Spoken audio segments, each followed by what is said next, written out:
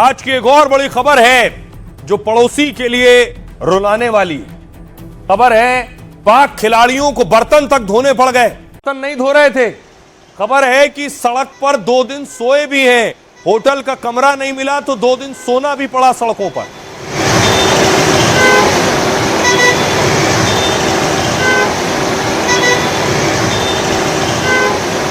अब देखिए जरा, ऐसा ही नहीं टीवी टूटते हैं, कुछ तो वजह होगी। जब बर्तन मंजवाए जाएंगे तो टीवी टूटने जैसी हालत ही होगी। ये पाकिस्तान की सोचिए नेशनल हॉकी टीम है जो गई थी खेलने के लिए विदेश में। पाकिस्तान की क्रिकेट टीम की बेइज्जती हुए अभी ज्यादा दिन नहीं हुए। विदेश में पाक खिलाड़ियों को बर्तन मांजने पड़ रहे हैं, किचन साफ करना पड़ रहा है। इतना ही नहीं, खिलाड़ियों को टॉयलेट तक साफ करना पड़ा है। जिस पाकिस्तान हॉकी फेडरेशन के संरक्षक खुद शहबाज शरीफ हैं, उस हॉकी टीम पर दुनिया तरस भी खा रही है और मजाक भी उड़ा रही है। और शहबाज शरीफ अब जांच और कार्रवाई की बात कर रहे हैं। पाक हॉकी टीम के कप्तान शकील अहमद बट ने खुद इसका खुलासा किया है। कहा, जब खिलाड़ी मैच खेलने से पहले खुद ही बर्तन धोएगा, खुद ही खाना बनाएगा और इसके बाद खिलाड़ियों को ही किचन और बर्तन भी वॉश करने, तो फिर आप खिलाड़ियों से और क्या उम्मीद कर सकते हैं। हम होटल गए तो पता चला कि हमारे लिए बुकिंग नहीं है। ऑस्ट्रेलिया में 13 दिन तक रुकना था, लेकिन 10 दिन ही होटल बुक किया गया। 10 दिन के बाद खिलाड़ी घंटों विदेश की सड़कों पर घूमते रहे। इसके बाद एक सस्ते होटल में रुकना पड़ा। एक कमरे में 5-5 खिलाड़ी रह रहे थे। सिडनी से कैनबरा जाना था तो 12-13 घंटे एयरपोर्ट पर इंतजार करते रहे। हम ऑस्ट्रेलिया खेलने गए थे, लेकिन हमारा फेडरेशन हमसे ही खेल रहा था। पीएचएफ पाकिस्तान हॉकी फेडरेशन ने वार्निंग दी थी कि हमने मीडिया को कुछ अगर कहा तो हम पर ही एक्शन हो जाएगा। लेकिन खिलाड़ी कब तक ऐसी बेइज्जती और जलालत को झेलते। पाक स्पोर्ट्स बोर्ड या हॉकी महासंघ के पास पैसे नहीं थे तो हमें आकर भेजा क्यों। दरअसल FIH प्रो लीग मैच खेलने पाकिस्तान ऑस्ट्रेलिया गया था। वहां पाक टीम सोचिए एक भी मैच नहीं जीत पाई है और बेइज्जती कराकर लौट आई है। अब बेइज्जती हुई तो हुई, ये ऑस्ट्रेलिया में हुई, लेकिन घर आने के बाद देखिए उससे ज्यादा अपमान। इंतजार करते रहे एयरपोर्ट पर, एक ऑटो रिक्शा वाला भी नहीं आया। अब देखिए जरा, अब आपको बताऊं कि स्थिति देखिए। भारतीय टीम जब लौटती है, पाकिस्तानियों का हाल देख लिया, भारतीय टीम जब लौटती है तो किस तरह से उनका वेलकम होता है।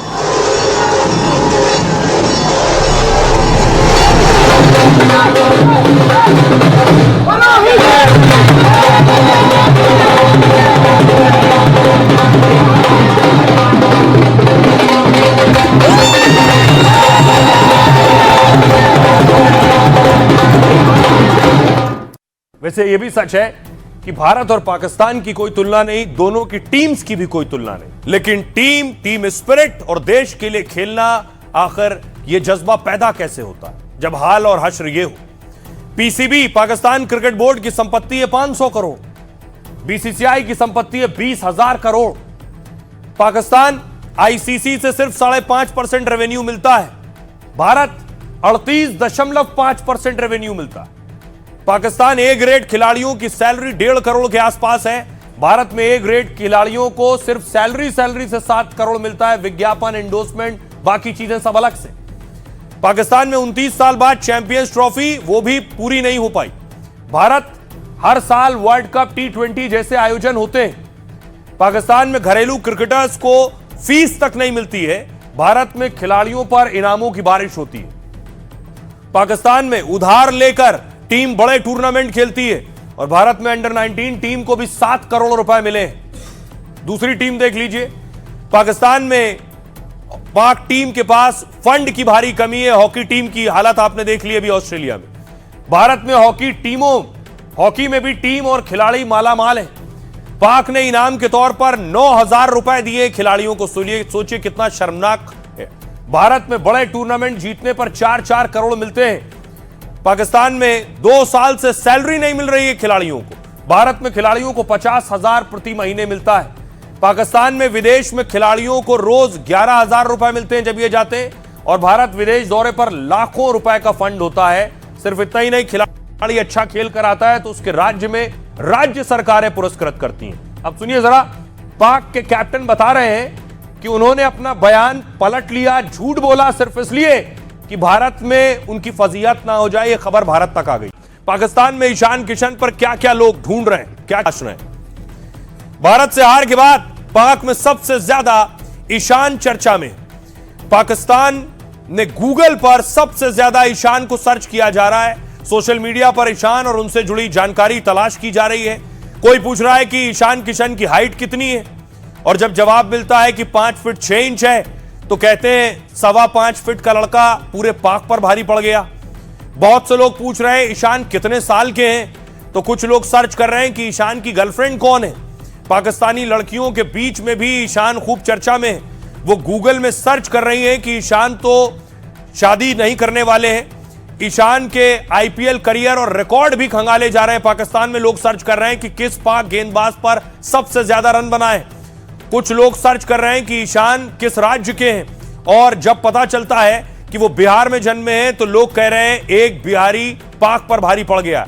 ईशान किशन की कुल संपत्ति भी सर्च की जा रही है, और जब पता चलता है कि ये 75 करोड़ से ज्यादा है तो लोग कहते हैं कि हमारे बाबर सलमान भी इसके सामने फेल हो गए। पाक मीडिया में किशन को आउट ऑफ सिलेबस भी कहा जा रहा है। पाक ने जिसकी तैयारी नहीं की वो तूफान बनकर हरा गया है। तो देखिए, पाकिस्तान में ईशान किशन की चर्चा है, लेकिन कंगाल पाकिस्तान अब कैसे भूख से भी परेशान होने वाला है, क्योंकि रावी नदी पर भारत ने एक डैम लगभग तैयार कर लिया है और डैम शुरू करने जा रहा है भारत। सिंधु जल संधि रद्द करने के बाद ये वो डैम की तस्वीरें आप देख रहे हैं। ये शाहपुर कंडी डैम है और ये मार्च में शुरू हो जाएगा। रावी नदी का पानी रोका जाएगा और पाकिस्तान फिर पानी से भी त्राहिमाम करेगा। देखिए जरा क्या हाल होने वाला है पाकिस्तान का। रावी नदी पर यह पुल बन रहा है। अब तक ये पानी बहकर पाकिस्तान जाता था और पाकिस्तान को सींच रहा था। डैम बनकर तैयार है, पानी बंद हो जाएगा, फिर यह हाल हो जाएगा। सिर्फ आसमान ताकना पड़ेगा कि बारिश कब होगी। इस बार की गर्मी पाक के लिए सूखे का संकट लाने वाली है। गर्मी में पाकिस्तान बूंद बूंद पानी के लिए तरस सकता है, क्योंकि भारत ने रावी के पानी को रोकने की तैयारी कर ली है। पहले रावी नदी का काफी पानी बहकर पाकिस्तान चला जाता था, फिर लाहौर और मुल्तान इलाके में सिंचाई और पीने के काम आता, लेकिन अब जम्मू पंजाब बॉर्डर पर बांध बनकर तैयार होने वाला है। भारत में रावी नदी पर शाहपुर कंडी डैम 31 मार्च तक पूरी तरह बन जाएगा। फिर जम्मू के 32,000 हेक्टेयर इलाके में इससे सिंचाई हो पाएगी। जम्मू के सूखाग्रस्त कठुआ और सांबा जिले को इससे बड़ी राहत मिलेगी। पंजाब के भी 5,000 हेक्टेयर खेती की जमीन को इससे सीधा फायदा होगा। लेकिन जो पाकिस्तान चिनाब नदी में भारत के डैम से परेशान है, क्योंकि सालार और बगलिहार डैम से पानी छोड़ा तो पाक में बाढ़ आ गई, और पिछले साल जब भारत ने पानी रोका तो उसका गला सूख गया। वो पाकिस्तान भारत में रावी पर डैम से फिर परेशान होने लगा है, क्योंकि पाक के पानी की 80% जरूरत भारत की नदियों से पूरी होती है। भारत पानी रोकेगा तो पाक ना बिजली बना पाएगा और ना सिंचाई कर पाएगा। यानी भारत के एक एक कदम से बूंद बूंद पानी को तरसेंगे ये। सुनिए जरा जम्मू कश्मीर के जल शक्ति मंत्री क्या कह रहे हैं।